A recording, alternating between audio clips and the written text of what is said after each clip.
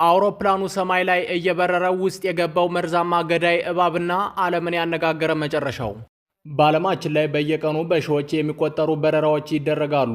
በርካታ መንገደኞችም የአየር ትራንስፖርትን ቀዳሚ ምርጫቸው በማድረግ ወደ ተለያዩ ሀገራት በረራዎችን ያደርጋሉ። የአየር ትራንስፖርት ከሌሎች ትራንስፖርቶች በፍጥነቱ በምቾቱና በደህንነቱ የተሻለ ቢሆንም ነገር ግን አንዳንዴ የሚከሰቱ ክስተቶች ደግሞ አስደንጋጭና ለማመን የሚከብዱ ናቸው። ከነዚህም አደጋዎች መካከል ከላይ በምስሉ እንደምትመለከቱት እዚህ አውሮፕላን ውስጥ የገባው አደገኛና ገዳይ እባብ ነበር። ይህ አስደንጋጭ ክስተት የተፈጠረው ባለቤትነቱ የአውስትራሊያ አየር መንገድ በሆነው አውሮፕላን ነበር።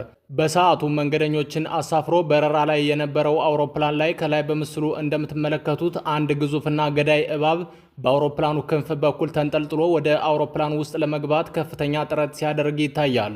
ይህንን አስደንጋጭ ክስተት በስልኩ ካሜራ ቀርጾ ያስቀረው ግለሰብም በዚህ አውሮፕላን ውስጥ ተሳፋሪ ነበር። ይህ ክስተት ሲፈጠር አውሮፕላኑ ከተነሳበት የ20 ደቂቃ በረራ ብቻ ነበር ያደረገው። በሰዓቱ ይህ እባብ በአውሮፕላኑ ክንፍ በኩል ተንጠልጥሎ ወደ አውሮፕላኑ ውስጥ ለመግባት ሲታገል የተመለከቱ ተሳፋሪዎችም ይህንን እባብ አይተውት እንደጮሁና በፍርሃት ተውጠው እንደነበር ይህንን እባብ በስልኩ ካሜራ ቀርጾ ያስቀረው ተሳፋሪ ለመገናኛ ብዙሃን ተናግሯል።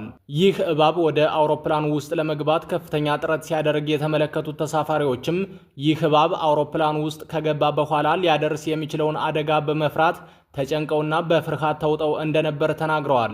በምን አይነት መንገድ የአውሮፕላኑ ክንፍ ላይ እንደወጣ ያልታወቀው ይህ አደገኛ እባብ ከላይ ያለውን የንፋስ ግፊት ሊቋቋም ባለመቻሉ ወደ አውሮፕላኑ ውስጥ ለመግባት ሲታገልና ሲወራጭ እንደነበር ይህንን ክስተት በስልኩ ካሜራ ቀርጾ ያስቀረው ሮበርት ኡበር የተባለው ግለሰብ ተናግሯል። በመጨረሻም በጣም በሚያስገርም ሁኔታ ይህ እባብ ወደ አውሮፕላኑ ውስጥ ሳይገባ የአውሮፕላኑ ክንፍ ላይ እንደተንጠለጠለ በረራው ተጠናቀቀ። ይህ እባብም ውስጥ ሳይገባ በተሳፋሪዎችም ሆነ በአውሮፕላኑ ላይ ጉዳት ሳይደርስ አውሮፕላኑን በሰላም አረፈ። ጉዞው ግን አስፈሪና እየሰቀቀን እንደነበር አውሮፕላኑ ውስጥ የነበሩት ተሳፋሪዎች ተናግረዋል። በምን አይነት ሁኔታ የአውሮፕላኑ ክንፍ ላይ እንደወጣ ያልታወቀው ይህ እባብ ምናልባትም አውሮፕላኑ ከመነሳቱ በፊት አውሮፕላኑ ውስጥ እንደገባ ተገልጿል። ይህንን አውሮፕላን ሲያበሩት የነበሩት ፓይሌቶቹም በአውሮፕላኑም ሆነ በተሳፋሪዎች ላይ ጉዳት ሳይደርስ አውሮፕላኑን በሰላም ማሳረፍ በመቻላቸው አድናቆትን አግኝተዋል። በሌላ በኩል ደግሞ ከእባብ ጋር ፊት ለፊት እየተፋጠጠ አውሮፕላን ሲያበር የነበረው ይህ ደቡብ አፍሪካዊ አውሮፕላን አብራሪ ካፕቴን ኢራስመስም በአንድ ወቅት አነጋጋሪ ሆኖ ነበር። ይህ አስደንጋጭ ክስተት የተፈጠረው ደግሞ እንደ አውሮፓውያኑ አቆጣጠር ሚያዝያ 6 በ2023 ነበር። ደቡብ አፍሪካዊው ካፕቴን ሩዶልፍ ኢራስመስ የተባለው አውሮፕላን አብራሪ አውሮፕላን እያበረረ እያለ በምን አይነት ሁኔታ አውሮፕላኑ ውስጥ እንደገባ ካልታወቀ በቅጽል ስሙ ኬፕ ተብሎ ከሚጠራ ገዳይ እባብ ጋር ፊት ለፊት በመፋጠጡ አውሮፕላኑን ለማሳረፍ መገደዱን የደቡብ አፍሪካ አየር መንገድ አስታውቆ ነበር። በሰዓቱ መንገደኞችን አሳፍሮ ካሰበበት ሀገር ለመድረስ በ11000 ጫማ ከፍታ ላይ እየበረረ የነበረውን አውሮፕላን እያበረረ የነበረው ካፕቴን ሩዶልፍ ኢራስመስ ነገሩ እንግዳ እንደሆነበት ለቢቢሲ ተናግሮ ነበር። ከማብረሪያ ክፍል መቀመጫ ወንበር ስር አንዳች ነገር እግሬን ሲዳብሰው እየተጎነጨሁ የነበረው የሃይላንድ ውሃ መስሎኝ ነበር። ነገር ግን ቀስ እያለ ስሜቱ ወደ ታፋዬ ሲሰማኝና የሆነ የሚንቀሳቀስ ነገር እንዳለ ሳውቅ ግን ግራ ገባኝና ምናልባት የፈሰሰው ውሃ እየነካኝ ይሆን ብዬ አሰብኩ ይላል። በኋላም አንድ አፍታ ከማብረሪያ ክፍል መቀመጫ ወንበር ስር ዝቅ ብዬ ስመለከት ያየሁትን ነገር ማመን አልቻልኩም ነበር። አንድ ግዙፍና ገዳይ እባብ ተመለከትኩ። አፍጥጬ ስመለከተው እርሱም አፍጥጦ ተመለከተኝ ይላል ካፕቴን ኢራስመስ በሰዓቱ ስለነበረው አስደንጋጭ ክስተት ለቢቢሲ ሲናገር።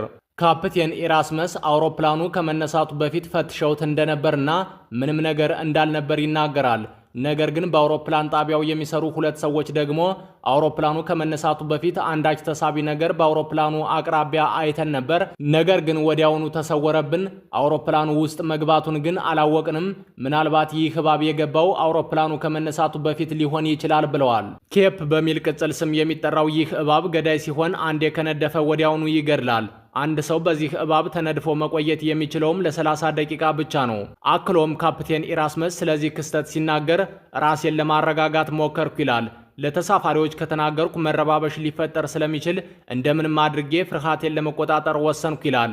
በዛ ሰዓት ፍርሃት ሰቅዞ ያዘኝ በማለት ቃለ መጠይቅ ላደረጉለት ጋዜጠኞች ተናግሯል። በመጨረሻም በተረጋጋ ሁኔታ ለተሳፋሪዎች እንዲህ ብዬ ነገርኳቸው ይላል። ክቡራትና ክቡራን ተሳፋሪዎች አንድ እባብ አብሮን ተሳፍሯል። እግሬ ስር እየተርመሰመሰ ነው። ተረጋግተን አውሮፕላኑን እናሳርፈዋለን ብዬ ነገርኳቸው ይላል። በዚህ ጊዜ በሁሉም ተሳፋሪዎች ዘንድ የነበረው ድንጋጤ ወደ ፍጹም ዝምታና ጸሎት ተቀየረ በማለት ካፕቴን ሩዶልፍ ኢራስመስ ይናገራል። በዚያ ቅጽበት መርፌ እንኳን ብትወድቅ ይሰማል።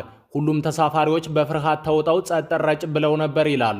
ካፕቴን ኢራስመስ ለቢቢሲ የተሰማውን ስሜት ሲያስረዳ አንድ አውሮፕላን አብራሪ ብዙ ያልተጠበቁ ነገሮች ሊገጥሙት እንደሚችሉ ስልጠና ይሰጠዋል።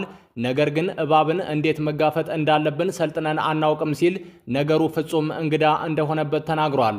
አክሎም በዚያ ሰዓት እንደምንም አድርጎ ፍርሃቱን ተቆጣጥሮ አውሮፕላኑን ማሳረፍ ባይችል ኖሮ በአውሮፕላኑም ሆነ በተሳፋሪዎች ላይ የከፋ ጉዳት ሊደርስ እንደሚችል ለቢቢሲ ተናግሯል። በመጨረሻም ካፕቴን ሩዶልፍ ኢራስመስ ባየውና በተመለከተው አስፈሪ ነገር ሳይረበሽ አውሮፕላኑን ዊልኮም ከተማ አሳረፈው። ይህንን የፓይሌቱን ብቃትና ድፍረት የተመለከተው የደቡብ አፍሪካ ሲቪል አቪዬሽንም ካፕቴን ኢራስመስ ባየውና በተመለከተው አስፈሪ ነገር ሳይረበሽ በአውሮፕላኑም ሆነ በተሳፋሪዎች ላይ ጉዳት ሳይደርስ አውሮፕላኑን በሰላም ማሳረፍ በመቻሉ ብሔራዊ ጀግና ሲል አሞካሽቶታል። ለመሆኑ እናንተ ስለዚህ ፓይሌት ምን ትላላችሁ? የእናንተን ሐሳብ ኮመንት ላይ አስቀምጡልን።